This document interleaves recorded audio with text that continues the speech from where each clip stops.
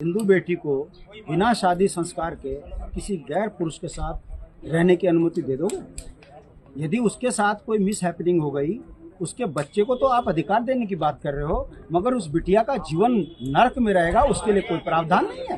कहने का मतलब है भारतीय जनता पार्टी के सारे नेता जेलों में हैं और सब कुकृत्य उनके जो हैं, भाजपा मुझे लगता है उससे डर कर इस कानून के सहारे अपराध को लीगल करने का कर रही है, इसलिए हम इसका विरोध करते हैं। हमारा ये कहना है, हम यहाँ सख्त भू कानून की बात कर रहे हैं, मूल निवास की बात कर रहे हैं, और धामी 1 साल में किसी को भी मूल निवासी यहाँ का स्थायी निवासी बना देगा।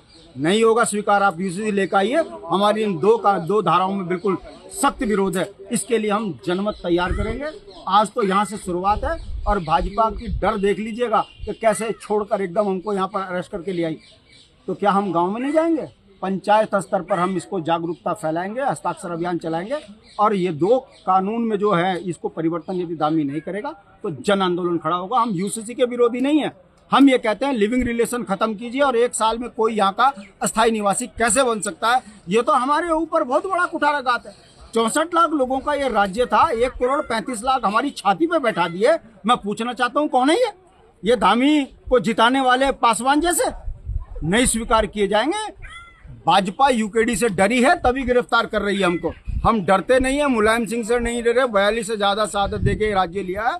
आप देखते रहिए, आगे धामी को घुटनों पे लेकर आएंगे, ये कानून यहाँ से रद्द करवाएंगे। आगे क्या रणनीति है कि जो यूसीसी को लेकर आप एक बड़ा जन आंदोलन करेंगे? इस राज्य में 65-67 क्षेत्रीय दल नाम पर खड़े हैं, मगर आपसे मैं पूछना चाहता हूँ कौन सड़कों पे आंदोलन कर रहा है? अभी चुनाव हार कर कौन है जो बुनियादी मुद्दों पे लड़ रहा है? वो यूकेडी है।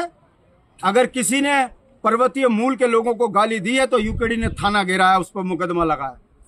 अगर आज यूसीसी सरकार ने लागू की है तो इसके कमियों को जनता के बीच में उजागर करने का काम कौन कर रहा है? यूकेडी कर रही है।